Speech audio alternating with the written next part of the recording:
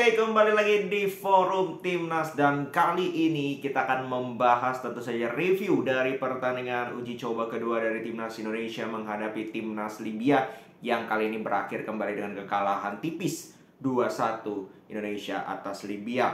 Dan ini kembali lagi, ini kalau nggak salah masuk agenda FIFA, masuk kalender FIFA, jadi ada tentu saja kekalahan ini membuat Indonesia berkurang poinnya. Tapi kembali lagi seperti yang gue bilang di preview, bukan itu fokus utama dari Timnas Indonesia menjalani 3 laga uji coba terutama. Ya, bukan untuk cari poin. Kalau untuk cari poin ya lawan aja tim-tim lemah, nggak usah lawan tim-tim yang berada di atas kita seperti Libya maupun Iran. Jadi fokusnya bukan di situ, teman-teman. Ya. Fokusnya adalah ini sebagai persiapan untuk Piala Asia nanti. Kalau kita lihat tipikalnya Libya, pemain-pemain Libya ini kan mirip dengan Irak, ya kan? Sedangkan Iran levelnya itu dengan Jepang itu sama sebagai bisa dikatakan tim terkuat di Asia, dengan Korea, mungkin dengan Saudi, mungkin dengan Qatar. Jadi mereka, kenapa kita menghadapi dua tim ini ya, karena itu alasannya. Dengan dua tipikal yang berbeda untuk persiapan, murni untuk persiapan kita nanti di Piala Asia. Kalau Vietnam kita udah lebih sering. Tapi untuk lawan Irak dan juga Jepang tentu saja dibutuhkan persiapan. Dan fungsinya lagi adalah untuk STY ini meracik, bereksperimen, mencoba-coba strategi. Kalau kita lihat di pertandingan pertama main dengan 4-4-2. Oke, dengan 10 pemain yang berbeda di babak pertama dan babak kedua. Lalu gimana? Babak pertama nggak jalan, babak kedua lebih mending, tapi golnya lebih kebobolan lebih banyak karena blunder lini pertahanan 4 gol. Kalau menurut gue 4-4-nya bahkan itu blunder lini belakang. Nah, di pertandingan kali ini STY bermain dengan formasi yang berbeda. Ya, formasi yang mungkin beberapa kali sudah dicoba, yaitu dengan 3-4-3 atau 5-2-3. Ya, ketika bertahan 5-2-3, ketika menyerang 3-4-3. Dengan pemain-pemain yang mungkin lebih inti lah. Gambaran kasarnya, inilah pemain-pemain yang akan nanti membela timnas di Piala Asia dan memperkuat starting eleven.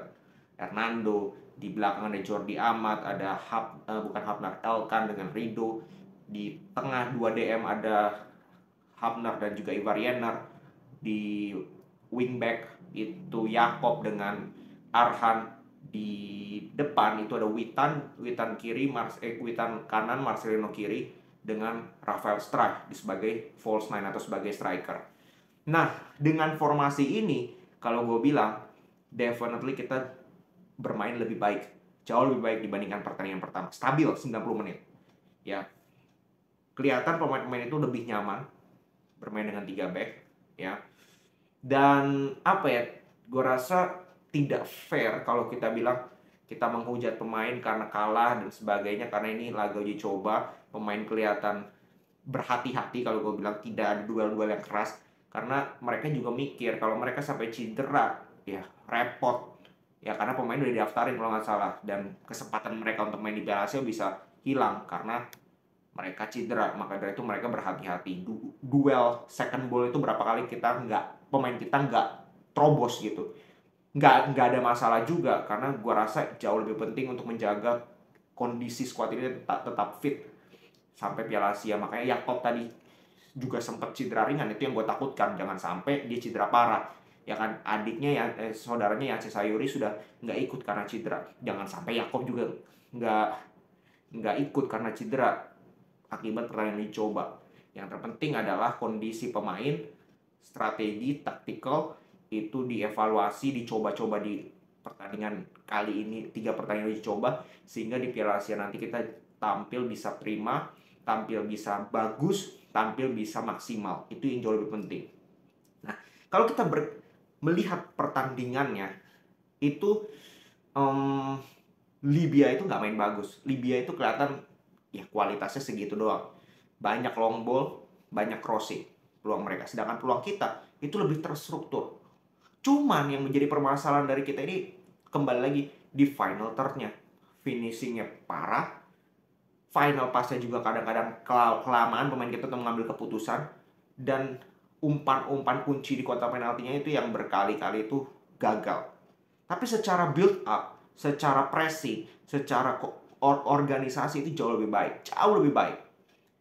Tapi ya blunder, kalau lu kebobolan blunder kayak gitu, kemarin Hubner sama Jordi Amat sudah buat blunder. Kali ini Rido. Ya apa kalau bisa salahin STY? Nggak fair juga gue bilang. Ya, kalau blunder pemain seperti itu yang fatal, ya STY bisa apa? Apakah kita membuat peluang banyak di pertandingan kali ini? Iya, kita buat beberapa peluang berbahaya. Tapi nggak ada yang gol. Cuman satu yang gol, itu pun lewat keren prosesnya Ivar Jenner. Yang main, menurut gue yang main bagus itu cuman Ivar Jenner, Jakob Sayuri, sama mungkin Arhan juga main lumayan bagus.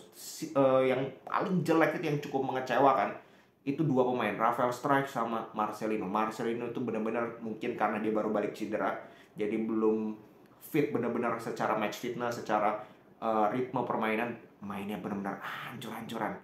Asli dapat peluang dibuang, berapa kali kehilangan bola, lemas, nggak, bukan Marcelino yang kita kenal, pokoknya jauh sekali. Nah sisanya sosok lumayan bagus, lumayan jelek. Kayak Hernando lumayan bagus, nggak dapat banyak ujian juga sebenarnya Hernando. 3 pemain belakang juga cukup solid. Jordi Amat stabil, nggak kayak 3 pertandingan terakhir blunder. Terus Elkan juga berapa kali digempur lewat sisinya dia, karena Arhan itu kan lebih offense, begitu juga dengan Jakob, jadi digempur terus. Tapi Elkan cukup stabil juga. Rido selain bikin blunder juga bagus. Di tengah Ivar Jenner seperti yang gue bilang tadi luar biasa. Justin Hubner ini kelihatan masih beradaptasi dengan posisi barunya sebagai DM.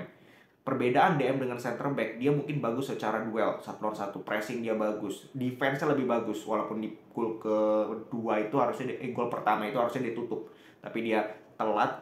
Tapi selebihnya dia bagus secara defense, tapi secara offense ya di situ masih kekurangan. Dapat peluang emas juga di babak kedua, finishingnya ke tengah. Hubner kan 2 kali, satu ke blok, satu ya depan gawang kayak gitu. Ya susah juga, dia bukan seorang finisher. Terus di depan ya Witan menurut gue lumayan nggak kelihatan juga. Ya udah, that's it ya. Dan di babak kedua juga tidak menurun, kalau gue bilang agak membosankan iya, tapi Libya nggak dapat peluang. Libya ya mungkin yang sekali Hernando save, habis itu nggak banyak juga Libya peluang. Kita jauh lebih banyak. Marcelino dapat, Justin Hubner tadi dapat, Elkan dapat. Beberapa kali lah kita mengancam pertahanan. Arhan tendangannya tipis. Kambuaya tadi juga beberapa kali melakukan pergerakan yang baik. Sananta masuk juga depan gawang, dia malah passing di jarak 30 meter, dia malah shooting ya. Ini kembali lagi decision making dari pemain depan kita yang menjadi masalah, bukan masalah strategi. Di pertandingan kali ini sudah terbukti bahwa kita bisa mengimbangi, bahkan menurut gue relatif lebih baik secara permainan dibandingkan Libya. Cuman finishing kita yang menjadi problem. Libya punya pemain nomor 9 yang sangat klinikal. Sekali peluang, boom, gol. Selalu berbahaya. Kita nggak punya itu. Itu yang menjadi problem. Apakah Dimas, Sananta, Dendi, Hoki ini selevel yang pemain Libya itu? Ya enggak. Makanya STY sampai mainin strike bahkan untuk jadi false nine, bukan 4 striker kita. Karena STY juga paham kualitas 4 pemain kita sore itu ya berada bukan di level timnas Indonesia yang kita butuhkan. Killer instingnya nggak ada. Makanya tadi Sanata juga ya diberikan kesempatan nggak bagus juga, nggak perform. Tapi that's okay sama sekali. Nggak harus kita kecewa dengan hasil ini, karena ini masih taraf uji coba. Nanti lawan Iran pun kalau menurut gua kemungkinan kita akan kalah, karena Iran beda 2 level dengan kita. Kita harus ambil pelajarannya. ST harus ambil pelajarannya, pemain harus ambil pelajarannya. Blunder itu kan nggak mungkin setiap pertandingan blunder. Ya kan, kalau tadi nggak blunder, kita mungkin cuman ya bisa imbang atau bisa menang kalau kita bisa lebih efektif. Jadi nggak usah permasalahkan menang kalahnya. Yang penting kelihatan progresnya di pertandingan kedua jauh lebih baik, organisasi jauh lebih baik, dan kemungkinan ya nanti kan ada Shane Patinama, ada juga Sandy Walsh tadi baru masuk babak kedua. Kalau pemain-pemain ini bisa dimainkan sejak awal, bisa jauh lebih baik. Jadi ya not bad, secara overall not bad. Kita relatif lebih baik dibandingkan Libya, cuman kita nggak dapat kemenangan aja, kita kalah efektivitas dari Libya. Oke, kita lihat nanti pertandingan ketiga lawan Iran. Gua nggak tahu apakah ditayangin atau enggak, semoga enggak, karena nggak ada guna juga terlalu memberikan pressure untuk timnas kita, karena netizen maunya cuma menang-menang doang tanpa lihat proses, tanpa lihat konteksnya bahwa ini laga uji coba. Mereka nggak peduli, mereka mau cuma menang-menang doang, sehingga ketika kalah mereka menghujat pemain dan timnas. Itu nggak fair menurut gua. Lu boleh kritik nanti ketika Piala Asia, dan gue pun akan melakukan hal yang sama. Kalau memang nggak perform ya kita kritik bareng-bareng. kritiknya harus kritik ya, bukan menghujat. Oke, segitu dulu. Terima kasih yang sudah menonton. Kita akan kembali lagi di video-video selanjutnya. Salam sepak bola Indonesia.